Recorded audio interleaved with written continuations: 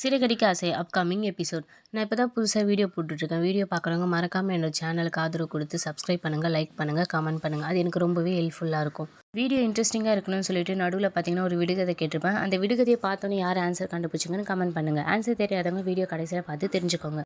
ரோகிணி பார்த்தீங்கன்னா விஜய் கிட்ட, நான் எப்படி இருந்தாலும் மனோஜ் கூட வாழ முடியாது, அவர் உங்களை மீறி வந்து வாழ போகிறதும் இல்லை, அதுக்கு நானும் விட மாட்டேன் அப்படின்னு சொல்லிட்டு விஜயா பார்த்தீங்கன்னா கோவமாக பேசுகிறாங்க. அதனால தான் நானே டிவோர்ஸ் கொடுத்துட்றேன். இதை பற்றி நான் வக்கீல் கிட்ட கூட பேசிட்டேன், மனோஜ் கிட்ட கூட பேசிட்டேன், ஆனால் இது வரைக்கும் எந்த விதமான ரிப்ளையும் எனக்கு வரலன்ற மாதிரி சொல்கிறாங்க. நீ எதை பற்றி சொல்கிறேன்னு எனக்கு தெரியுது, 5 லட்சம் தானே அப்படின்னு சொல்லிட்டு விஜயா கேட்குறாங்க. ஆமாம், அந்த 5 லட்சம் எனக்கு ரொம்பவே இப்போ தேவைப்படுது. அந்த 5 லட்சத்தை கொடுத்த அடுத்த நிமிஷமே நான் பார்த்தீங்கன்னா டிவோர்ஸ் பேப்பரில் சைன் பண்ணிடுறேன். இதுக்காக நீங்கள் 6 மாதம் வெயிட் பண்ண வேண்டிய அவசியம்லாம் இருக்காது அப்படின்னு சொல்லி சொல்கிறாங்க. உடனே விஜயா பார்த்தீங்கன்னா கோவப்படுறாங்க.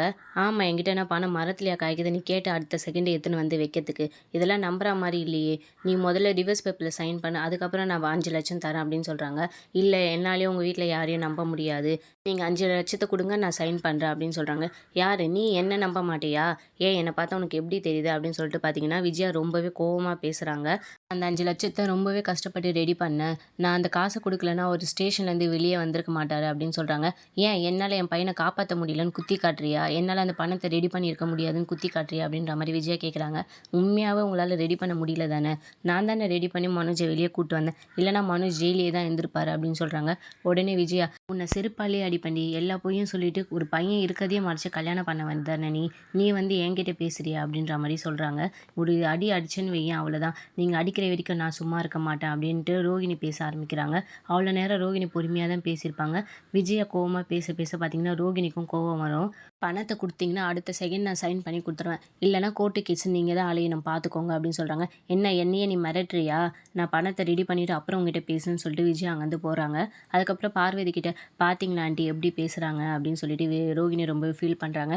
அவளை பற்றி தான் தெரியும்ல, நீ விடு, அவள் எதையாவது ரெடி பண்ணிவிட்டு கூப்பிடுவா அப்படின்னு சொல்கிறாங்க. அதுக்கப்புறம் அவங்களும் கிளம்பிடுறாங்க. அதுக்கப்புறம் பார்த்தீங்கன்னா மனோஜும் அந்த ஜோசியக்காரரையும் காட்டுறாங்க. அவர் பார்த்தீங்கன்னா அவர்கிட்ட மனோஜ் சொல்லிட்டு இருக்காரு, எங்கள் வீட்டில் இருக்கவங்க இந்த கல்யாணத்தை ஒத்துப்பாங்கன்னு தெரியல, எங்கள் அம்மா இந்த கல்யாணம்லாம் பண்ணிக்கக்கூடாதுன்னு சொல்கிறாங்க, யார் இந்த ஐடியா கொடுத்தாங்கன்னு சொல்லி அவங்க மண்டையிலேயே 108 தேங்காய் உடைக்கிறேன் அப்படின்னு சொன்னாங்க. இது வரைக்கும் எங்கள் அம்மா உங்களை பார்த்ததே இல்லை, இல்லைனா உங்கள் மண்டையில் தான் உடைச்சிருப்பாங்க அப்படின்னு மனோஜ் சொல்கிறாரு. அதுக்கப்புறம் அவர் பார்த்தீங்கன்னா மனநிலை பாதிக்கப்பட்டது அந்த பொண்ணு இல்லை, உங்கள் வீட்டில் இருக்கவங்க தான், இவ்வளோ பெரிய சம்மந்தத்தை போய் வேணான்னு சொல்கிறாங்க, அவங்களுக்கு தான் மனநிலை பாதிக்கப்பட்டிருக்கு, உங்களுக்கு ராஜயோகம் கூடி வந்திருக்கு, 33 கோடி தேவர்களும் உங்கள் வாசலில் வந்து நிற்கிறாங்க அப்படின்னு சொல்கிறாங்க. உடனே மனோஜ் எட்டி பார்த்துட்டு, எங்கே சார் வரலை அப்படின்னு சொல்லி கேட்குறாரு. வருவாங்க நேர்லேயேவா வருவாங்க, அதுக்கான விஷயங்களை மட்டும்தான் உங்களுக்கு நடத்தி கொடுப்பாங்க அப்படின்ற மாதிரி சொல்கிறாரு. நீங்கள் அந்த பொண்ணை கல்யாணம் பண்ணிக்கோங்க, அதுதான் சரி அப்படின்னு பார்த்தீங்கன்னா அவர் சொல்கிறாரு. இருந்தாலும் ஏதோ ஒரு விஷயம் என்னை தடுக்குது சார், ரோகிணியை விட்டு பிரியறதை நினச்சா இல்லை எதுன்னு எனக்கே சரியாக புரியல அப்படின்னு சொல்கிறாங்க. இந்த கல்யாணம் பண்ணுறதெல்லாம் சரியா, இல்லைனா சட்டம் என் மேலே பாஞ்சிருமோன்னு ஒரு பக்கம் பயமாக இருக்குது. சட்டம் ஏன் உங்கள் மேலே பாய போகுது, உங்கள் முதல் ஒய்ஃப் போய் நீங்கள் 2வது கல்யாணம் பண்ணியிருக்கீங்கன்னு கம்ப்ளைண்ட் பண்ணாதானே, நீங்கள் அவங்களுக்கு கொடுக்க வேண்டியதை கொடுத்துட்டு அவங்க டைவர்ஸ் பேப்பரில் கையெழுத்து போட்டுட்டா அதுக்கப்புறம் என்ன பிரச்சனை, இப்போல்லாம் 2 பொண்டாட்டி வச்சுருக்கிறதே ஒரு ஸ்டேட்டஸ் தான், உங்களுடைய வியாபாரத்துக்கும் உங்களுடைய இதுவுக்கு பார்த்திங்கன்னா இது உங்களுக்கு ஒரு ஸ்டேட்டஸாக தான் இருக்கும் அப்படின்ற மாதிரி அவர் சொல்கிறாரு. ஆனால் பணத்துக்கு தான் என்ன பண்ணுறதுன்னு தெரியலையே, எங்கள் வீட்லேயும் இந்த கல்யாணம் பண்ணக்கூடாதுன்னு சொல்லிட்டாங்க அப்படின்னு சொல்கிறாரு மனோஜ். நீங்கள் ஏன் உங்கள் வீட்டில் சொல்கிறீங்க, உங்கள் வீட்டில் சொல்லாமே நீங்கள் கல்யாணம் பண்ணுங்கள், அவங்கக்கிட்ட ஒரு 10 லட்சத்தை வாங்குங்க, ரோகிணி கிட்ட கொடுங்க, எல்லாமே முடிஞ்சிச்சுல, சால்வ் ஆகிடும்ல அப்படின்னு சொல்கிறாங்க.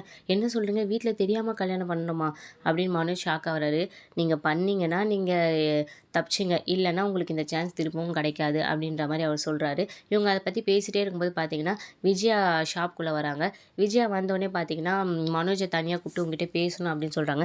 என்னம்மா இவ்வளோ கோவமாக வந்திருக்கீங்க அப்படின்னு கேட்குறாங்க. நான் அந்த பார்வதி வீட்டுக்கு போயிருந்தேன், அங்கே அந்த ரோகிணி வந்திருந்தா அப்படின்னு சொல்கிறாங்க. ஏம்மா என்னாச்சு, என்ன சொன்னா, அவள் அந்த 5 லட்சத்தை கொடுத்தா உனக்கு டைவர்ஸ் கொடுத்துட்றேன்னு சொல்கிறா, ரொம்ப திமிராக பேசுகிறா, அவளோட பேச்செல்லாம் என்னால் கேட்க முடியாது, ஒழுங்கு முறையாக நீ பணத்தை ரெடி பண்ணி தர அப்படின்னு சொல்கிறாங்க. நான் எப்படிம்மா ரெடி பண்ண முடியும், அதெல்லாம் எனக்கு தெரியாது, நீ ரெடி பண்ணுற, அவளுக்கு நம்ம கொடுத்துட்டு டைவர்ஸ் வாங்குகிறோம் அப்படின்னு சொல்லிட்டு பார்த்தீங்கன்னா விஜய் அங்கேருந்து கோவமாக போயிடுறாங்க. விடுகதை. சின்ன சின்ன பெட்டிக்குள்ளே செய்தி எல்லாம் கண்ணுக்குள்ளே, அது என்ன? விஜயா கோவமாக அங்கேருந்து போனதுக்கப்புறம் பார்த்தீங்கன்னா மனோஜ் கல்யாணம் வேணான்னு சொல்கிறாங்க அப்படின்னு சொல்லிட்டு அந்த ஜோசியக்கார்கிட்ட சொல்கிறார். அவர் பார்த்தீங்கன்னா அப்போ வேறு வழியே இல்லை, அவங்களுக்கு தெரியாமல் தான் நம்ம கல்யாணம் பண்ணணும், நம்ம நேராக இப்போ பார்த்தீங்கன்னா அந்த தேவிகா வீட்டுக்கு போகிறோம், யாருக்கும் தெரியாமல் இப்போதைக்கு கல்யாணம் பண்ணலாம், அதுக்கப்புறம் ஊரறிஞ்சு கல்யாணம் பண்ணுறோன்ற விஷயத்த சொல்லிவிட்டு கல்யாணத்தை பண்ண வேண்டியது தான், நீ இதில் கல்யாணம் பண்ணால் மட்டும்தான் உன்னால் இதுலேருந்துலாம் வெளியே வர முடியும் அப்படின்னு அவர் சொல்கிறாரு. அங்கே வேலை செய்கிற அந்த பொண்ணும் பார்த்தீங்கன்னா, அதான் அவரே உங்கள் கூட வரேன்னு சொல்கிறாருல, அப்புறம் என்ன பாஸ் நீங்கள் போங்க, நம்ம ஜாம் ஜாம்னு கல்யாணத்தை பண்ணிடலாம் அப்படின்னு சொல்கிறாங்க. மனோஜும் ஒரு கட்டத்துக்கு மேலே பார்த்தீங்கன்னா, சரி நீங்கள் எது சொன்னாலும் சரி நான் அதுக்கு ஒத்துக்கிறேன் அப்படின்ற மாதிரி சொல்லிடுறாரு. அதுக்கப்புறம் நேரா விஜயா பார்த்தீங்கன்னா கோவமா வீட்டுக்கு போகிறாங்க. வீட்டுக்கு போய் உட்காடுறாங்க. என்ன ஒரு மாதிரி இருக்குன்னு சொல்லி அண்ணாமலை கேட்குறாரு. நான் பார்வதி வீட்டுக்கு போயிட்டு வந்தேன் அப்படின்னு சொல்கிறாங்க. பார்வதி வீட்டுக்கு தானே போயிட்டு வந்த, அதுக்கு எதுக்கு இவ்வளோ கோவமா இருக்கு அப்படின்ற மாதிரி கேட்குறாரு. அங்கே ரோகிணி வந்திருந்தா அப்படின்னு சொல்கிறாங்க. ரோகிணியா?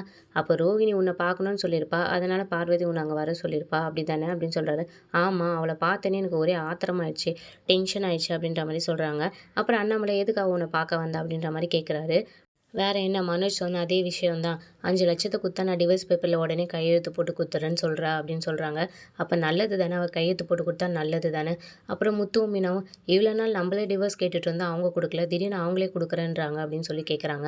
உடனே விஜய் அவளுக்கு பணம் தானே முக்கியம், அந்த பணத்துக்காக தான் இப்போ அவள் அப்படி பண்ணிட்டுருக்கா அப்படின்னு சொல்கிறாங்க. உடனே முத்து இருந்தாலும் அது அவங்களோட காசு தானம்மா, மனோஜை ஜெயிலேருந்து வெளியே எடுக்க அவள் செலவு பண்ண காசு இப்போ அவங்க கேட்குறாங்க. அதில் என்ன தப்பு இருக்குது, அதை நீங்கள் கொடுத்துட்டிங்கன்னா அவள் டிவோர்ஸ் கொடுக்க போகிறா, நீங்கள் கோர்ட்டு கேஸுன்னு அலைய வேண்டியதில்லை அப்படின்னு சொல்கிறாங்க. இப்போ உடனே பணத்துக்கு அவன் என்ன பண்ணுவான் அப்படின்னு சொல்லிட்டு விஜயா கேட்குறாங்க. என்ன பண்ணுவானா, இப்போ நீ என்ன சொல்ல வர அப்படின்னு அண்ணாமலை கேட்குறாரு. அதான் இங்கே எந்த பிரச்சனைனாலும் பார்த்துக்கிறதுக்கு 2 பேர் இருக்காங்களேன்னு சொல்லிட்டு முத்துவையும் மீனாவையும் பார்த்தீங்கன்னா விஜயா கை காட்டுறாங்க. இந்த குடும்பத்தில் எந்த பிரச்சனையும் இருந்தாலும் அவங்க தானே முன்னே நின்று எல்லாமே பண்ணுறாங்க. அதே மாதிரி இதையும் பண்ண வேண்டியதானே. ஒரு 5,00,000 ரெடி பண்ணி கொடுத்தாங்கன்னா மனோஜ் இந்த பிரச்சனையிலேருந்து வெளியே வந்துடுவாங்களா அப்படின்னு சொல்கிறாங்க. உடனே அண்ணாமலை நீ தெரிஞ்சு தான் பேசுகிற, உனக்கு மனசாட்சின்னு ஏதாவது இருக்கா இல்லையா, ஆல்ரெடி மனோஜ் வாங்கின கடனுக்காக தான் இப்போ முத்து மீனாவும் கஷ்டப்பட்டுட்டு இருக்காங்க. அந்த கடனை அவங்க அடைக்க எவ்வளோ கஷ்டப்பட்டாங்க எல்லாமே நீயும் பார்த்துட்டு தானே இருந்த. இப்போ வந்து அவங்க ரெடி பண்ணட்டுன்ற மாதிரி சொல்கிற. அவனோட பிரச்சனையை அவனே தான் பார்த்துக்கணும். அந்த பொண்ணு அவனுக்காக செலவு பண்ணது, இப்போ அவனே தான் அதுலேருந்து வெளியே வரணும், அதுக்கு அவன் தான் காசு கொடுக்கணும். இப்போ அந்த காசு கூட அவனுக்கு டிவோர்ஸ் கிடைக்கிறதுக்காக தானே, அப்போ அவன் தானே ரெடி பண்ணணும். இவங்க எப்படி ரெடி பண்ணுவாங்கன்னு நீ நினைக்கிற? கண்டிப்பாக நான் அவங்கக்கிட்ட இதை ரெடி பண்ணுங்கன்னு சொல்ல மாட்டேன் அப்படின்னு அண்ணாமலை சொல்கிறாரு. உடனே ரவியும் சொல்லுவாங்க, அது எப்படிம்மா முத்துவும் மீனாவும் ரெடி பண்ணுவாங்க, அவங்க ஆல்ரெடி எவ்வளோ பிரச்சனை பார்த்துட்டு இருக்காங்க, இதை அவனே தான்மா ரெடி பண்ணணும் அப்படின்ற மாதிரி சொல்கிறாங்க. உடனே விஜயா நம்மளாம் ஒரே குடும்பம், ஒரு குடும்பத்தில் ஒரு பிரச்சனைனா எல்லாரும் சேர்ந்து தானே சரி செய்யணும் அப்படின்ற மாதிரி சொல்கிறாங்க. அதுக்கு முத்து பார்த்தீங்கன்னா இப்போ தானே நம்மளாம் ஒரே குடும்பம்ன்ட்டு அம்மாவுக்கு தெரியுது போலப்பா, இந்த வீட்டை மீட்கிறதுக்காக எவ்வளோ கஷ்டப்பட்டோம், அப்போ அவங்க பையன் மனோஜ் கிட்ட இந்த வீட்டை மீட்டதுக்கு ஏதாவது ஹெல்ப் பண்ணடான்னு சொல்ல தெரியல, அப்போ நம்ம குடும்பமாக தெரியல, இதை மீட்டை எவ்வளோ கஷ்டப்பட்டோம், மீனாவை பூ கட்டி சேர்த்து வச்சுதான் காசை கொடுத்தா, ரவி அவன் பங்குக்கான காசு கொடுத்தான், நான் அந்த கார் ஷீட்டை ரெடி பண்ணி எவ்வளோ கஷ்டப்பட்டு காசை அரேஞ்ச் பண்ணேன், இவ்வளோ கஷ்டப்பட்டு தான் நம்ம இந்த வீட்டை மீட்டோம். அவர் கையில் ஒரு பேப்பரில் கணக்கெலாம் எழுதிட்டு இருப்பாரு, அதை உடனே காமிக்கிறாரு. இங்கே பாருங்கள் எனக்கே எவ்வளோ செலவு இருக்குது பாருங்கள், வண்டிங்க அப்பப்போ ரிப்பேர் ஆகுது, அதெல்லாம் சரி செய்யணும், வண்டி ஓட்டுறவங்களுக்குலாம் வாடகை கொடுக்கணும், இவ்வளோ கஷ்டத்தை பேரில் தான் நான் இப்போ ரன் பண்ணிகிட்ருக்கேன் அப்படின்ற மாதிரி சொல்லி காமிக்கிறாரு. என்னால் கண்டிப்பாக அரேஞ்ச் பண்ண முடியாதுன்ற மாதிரி முத்து சொல்கிறாரு. அப்படியே பார்த்தீங்கன்னா இனியோட எபிசோட முடிக்கிறாங்க. இனி அடுத்தடுத்து வரும் விறுவிறுப்புகளையும் சுவாரஸ்யங்களையும் ஷார்ட் அண்ட் ஸ்வீட்டாக தெரிஞ்சுக்க மறக்காமல் என்னோட இந்த புது சேனலுக்கு ஆதரவு கொடுத்து சப்ஸ்கிரைப் பண்ணுங்கள், லைக் பண்ணுங்கள், கமெண்ட் பண்ணுங்கள், ஷேர் பண்ணுங்கள். அது எனக்கு ரொம்பவே ஹெல்ப்ஃபுல்லாக இருக்கும். விடுகதையின் விடை டெலிவிஷன். இதை நிறைய பேர் கெஸ் பண்ணியிருப்பீங்கன்னு நினைக்கிறேன்.